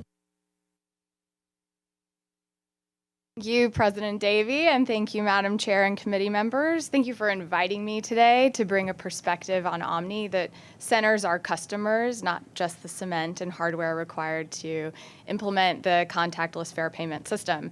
So a quick recap, Omni is just a word that represents the MTA's modern fare payment system that's designed to give our customers financial flexibility, so you can pay as you go rather than upfront, and convenience to skip the line. To date, we've had significant success with Omni. As of August, we're at 42% system-wide adoption of this tap-to-pay system. But soon we're entering a new chapter for growing Omni adoption. We're about to embark on the crucial work of helping a lot of newly eligible customers make the switch from MetroCard swipes to Omni taps. So one of my primary roles is to orchestrate across the various functions at the MTA required to do that. I know that it's a focus on employee work and engagement and celebration today, and I'll just say there are hundreds of employees also who I hope that once we get this done, we will also recognize in the great effort in bringing this across the finish line. So I think the point is we're expeditiously trying to bring our customers along, but not at the expense of helping all of our customers make this switch. And to do this, we need to align the software and product release schedule with the marketing efforts, the customer education, hardening our distribution channels, as well as the internal operations functions required to bring folks onto Omni. So this is going to take some time. It's not a rip the Band-Aid off situation, but we do have a methodical, data-driven approach to getting this done, and that's what I'm excited to walk you through today. So there are 3 topics that I'll try to breeze through, but pretty interesting stuff. So first is, what does Omni market share look like today, and where is it heading? The second is, what are our different customer segments, and what are some of their obstacles and opportunities to help them make this switch to tap to pay? And the third is, how do we bring this into a work plan, and what are the key elements of that work plan? So the first piece is a good news story. This chart shows you ridership over the last 16 months. Let me just explain what you're seeing. In blue, you'll see a line representing Omni taps. In purple, you'll see MetroCard stored value, MetroCard pay as you go. And in green, you'll see the MetroCard 7-day and 30-day unlimited passes. The orange represents the remaining customer segments, including students. So I think the main thing you can see right here is that Omni taps, represented in the blue line, is shooting up, and every other fare product and customer segment is down or flat. In fact, Omni, sort of continuing in this theme, is hitting records even the last 2 weeks. We've had at least 2 consecutive days in the last 2 weeks with over 2.2 million taps. So customers are finding the product very appealing. But let's take this a level deeper and describe what we're seeing across the city and across the 5 boroughs at our stations. So Omni usage today is correlated to areas with younger ages and higher incomes. The Brooklyn stops closest to Manhattan on the L and around NYU and Columbia have some of our highest Omni penetration rates in the city. And parts of the city where tap to pay is not yet the preferred method include some of the terminal stations in the Bronx, Woodlawn, Utica, Wakefield, and others are in the under 20 and in the 30s. I'll say an important side note about the data you're seeing here is that it's actually now available as of today on open data. So folks are welcome to find that at the URL below. And thank you to the MTA data and analytics team for making this available. So I'd like to go below, like one layer deeper below the system-wide view of subway stations and talk to you about our customer segments, customers who are tapping and swiping into those subway stations. So a quick note before I do, though, we're showing May data. May tends to be more representative of the system overall, and the last full month we have is August. There are no students swiping in August, for example, or there are very few. So we're going to ground ourselves for this conversation today with May. So what you're seeing in this slide, think of it like a square pie chart. The whole chart represents the 105 million trips in a month that happen in the subway system. And all of the columns across represent, in width, the number of trips in that customer segment relative to the trips taken in the other customer segments. That's a mouthful. So to explain what you're seeing, literally, regular fare is about 65% of the trips, meaning a full fare, regular fare trip. And within that regular fare customer segment, about 70% of those trips are taken using Omni. One limitation to the map of the city I just showed you with tap to pay penetration by stations is that it only shows you the breakdown of payment method. But as this chart explains, there are only two customer segments who are eligible for Omni today: the regular fare customers and reduced fare. A note that reduced fare is only available on open loop today. So while overall subway share is about 47% in August, this is mostly driven by the 70% of our regular fare customers, again 65% of the customer base, who tap using Omni. Let's take a quick look at what's happening on buses. The bus share, I think we've heard, has lagged or does lag subways.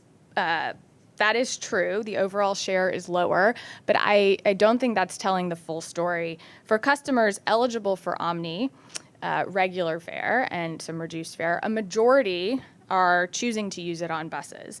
And so the reason Omni adoption lags on buses is because the overall regular fare customer base on buses is smaller. It's about 45% as compared to subways, 65%.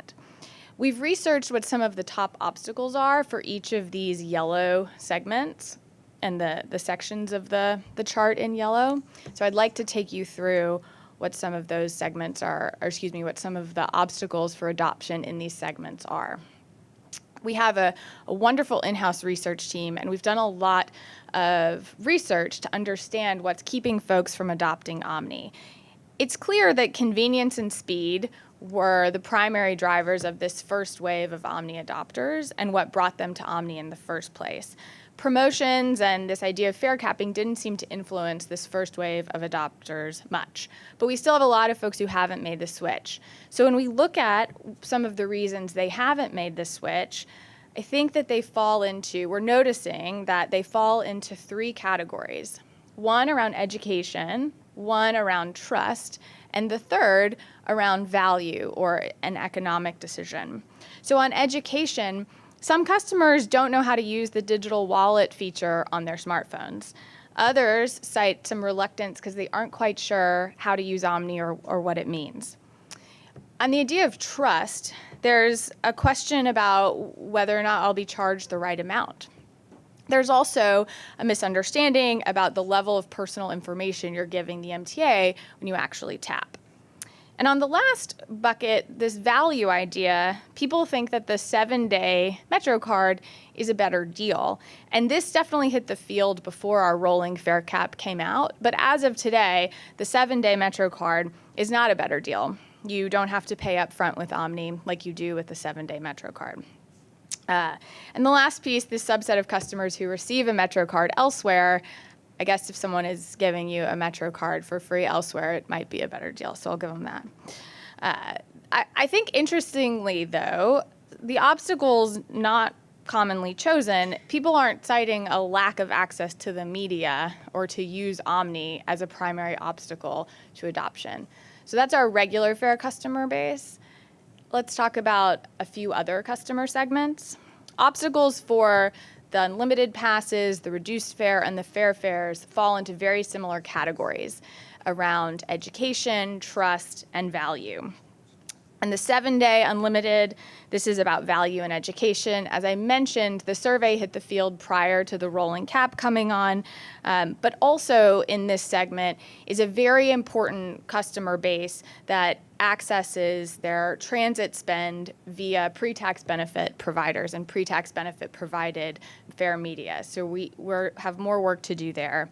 In the reduced fare segment, I think this idea that Omni isn't active for my fare type is partially true. Omni is available for reduced fare customers on open loop and requires, as we heard during the public comment section, engagement with the chatbot and an enrollment online.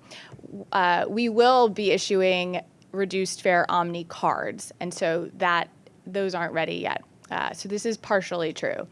This is true today in fare fares also. There's no fare option on Omni, but I'm really excited to share with you all today that we have been engaging with the City of New York and will soon be releasing a pilot for fare fares.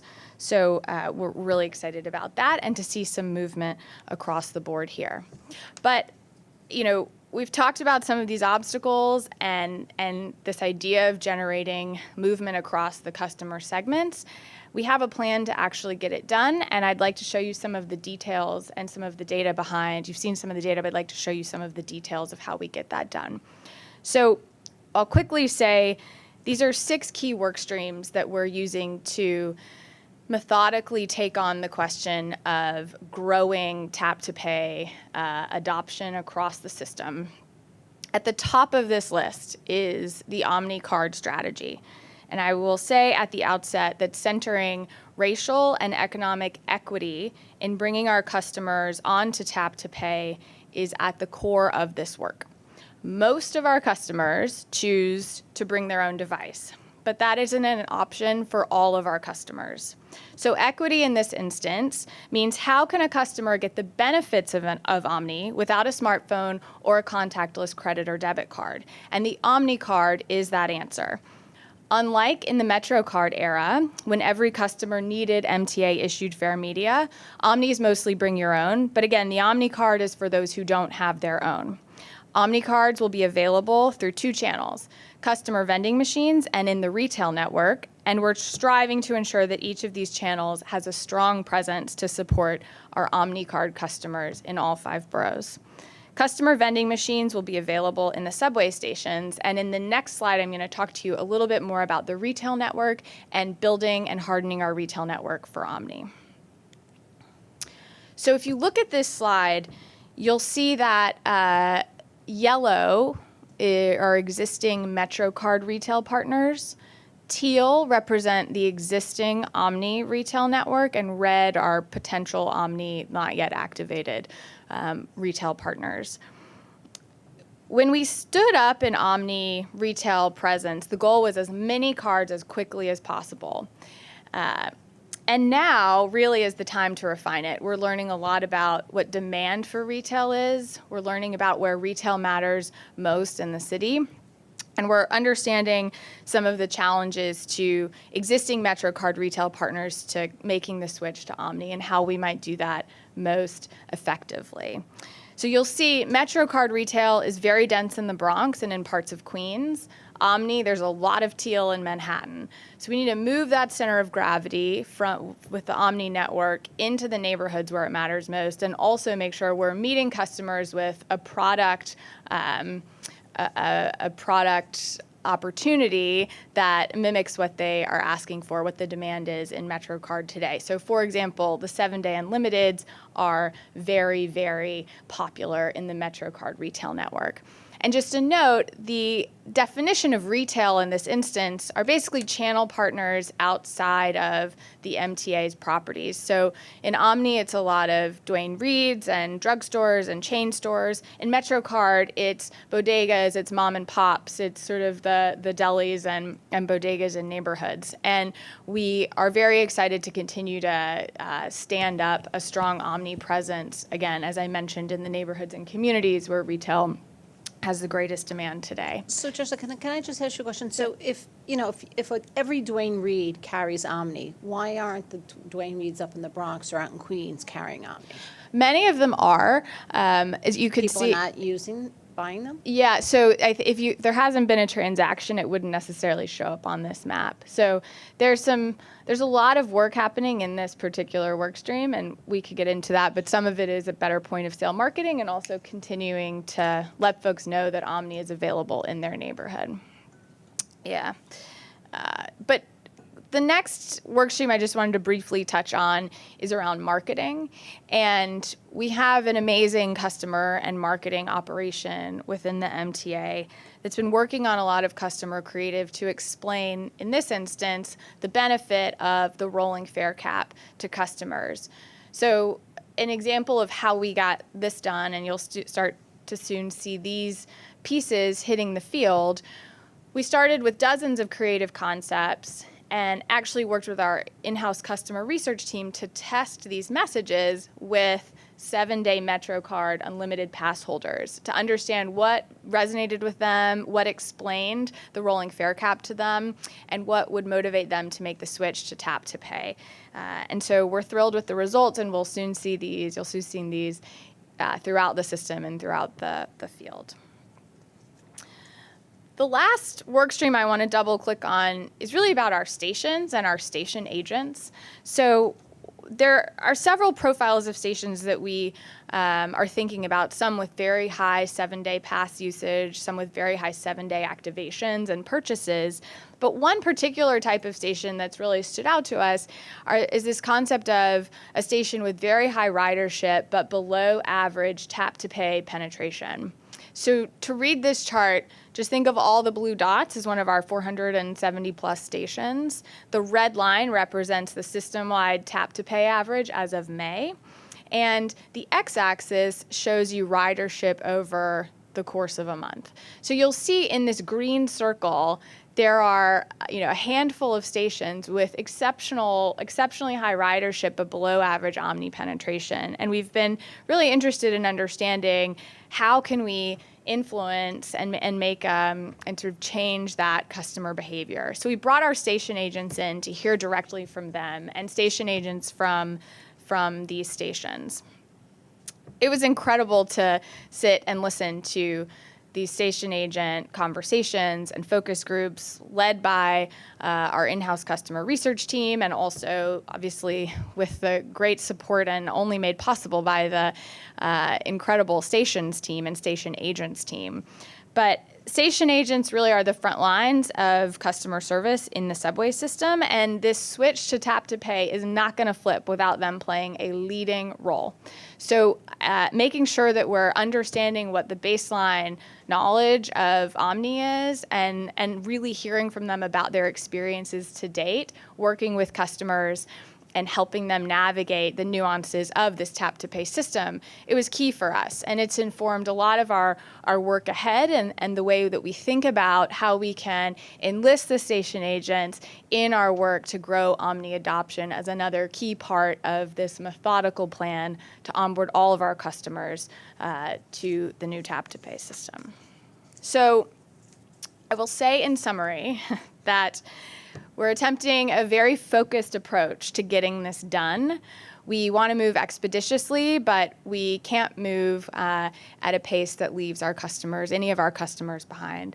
So we're going to continue monitoring Omni market share, understanding where we are today, and trying to set targets for the future as new product features come out and we're preparing to onboard new customers to Omni. We're focusing on the customer segments who aren't yet eligible or who soon will become eligible or who just, for whatever reason, haven't converted or for other reasons haven't converted. And making sure that our strategies and research really are getting at the crux of how we can address their concerns and help them make this switch. And finally, the priority areas of our workstream plan, it's a very broad across the MTA effort, but the work is actually quite targeted and very targeted for each customer segment. So again, this is a full of the MTA across the MTA effort that we're managing as a true change management program. And the tactics are going to evolve over time, and the specifics will as well. And we look forward to keeping you posted. Thank you very much. Thank you, Jessica, for that detailed presentation. Andrew, you have a question. Yes, thank you for that wonderful detailed presentation. One thing that I do not see and have not heard is when will the Omni vending machines start to be in stations? It's a great question, and we're putting the final touches on it, and so I think you'll hear quite soon when they'll start to hit. But it'll be a slow and steady rollout to get them throughout the system. I think that will jettison the adoption of Yes, Omni. we agree. Thank you. Great, thank you. Any other questions for Jessica? If not, okay, we move on to Lou. Yes, good afternoon. Thank you. The New York City Transit procurement package includes one action item this month. The item is a modification to a sole source miscellaneous service contract with Pretect Incorporated. The Pretect system is designed to analyze raw sensor data collected from the exhaust aftertreatment system by the existing bus telematics system. The system then provides prognostic, maintenance alerts, and repair plans, which can be used to reduce in-service interruptions. This innovative approach was introduced to New York City Transit through the Transit Tech Lab through a no-charge proof of concept that resulted in a test and evaluation contract to provide this service on approximately 1,500 buses. This modification will increase the quantity of buses monitored from 1,500 to approximately 5,000, extend the term of the test and evaluation by 1 year through the end of November 2024, and add an estimated $3.3 million for expected expenditures. Since its initial deployment at New York City Transit, the pre-tech system has successfully helped to identify potential road calls before they occur and help to optimize labor hours and material costs. DOB and MTA Bus have determined that the use of prognostic maintenance services to analyze data and create prognostic alerts and repair plans will be effective and beneficial to the overall maintenance strategy on buses. A competitive request for proposals to apply prognostic maintenance of this and other bus systems will be advertised in early 2024. The final agreed-upon price for this modification is $3.3 million. I submit this procurement for board approval. So Lou, can you explain the 3.3? Is it per bus, per trip, how is it? It's a rate per bus per month. Per month, per bus. And it's based Okay. upon the volume of data Okay. that each bus represents. And that's going to take us from December 23 to November 24? Yes, exactly. Okay. Okay? And then, I guess, early 24, we start for We're soliciting, we'll begin with a request for proposal process for this system to see if there's competition, as well as to introduce it to other systems on the bus. Right, and then we're going to go from 1,500 to 5,000 buses? In the context of In this. the new- No, in this. Oh, in this one. In this one, right? Okay. We're extending it by that year, but as well expanding the Okay. number of buses that data will be collected from. Great, okay. Okay? Thank you. Any other questions for Lou? Okay, if not, the committee members, President, are going to recommend that the board approve this procurement on Wednesday. Okay, all right. No other business? Motion to adjourn. Second? All right, all those in favor? Thank you, everyone. Let me go continue shaking hands to the people I didn't.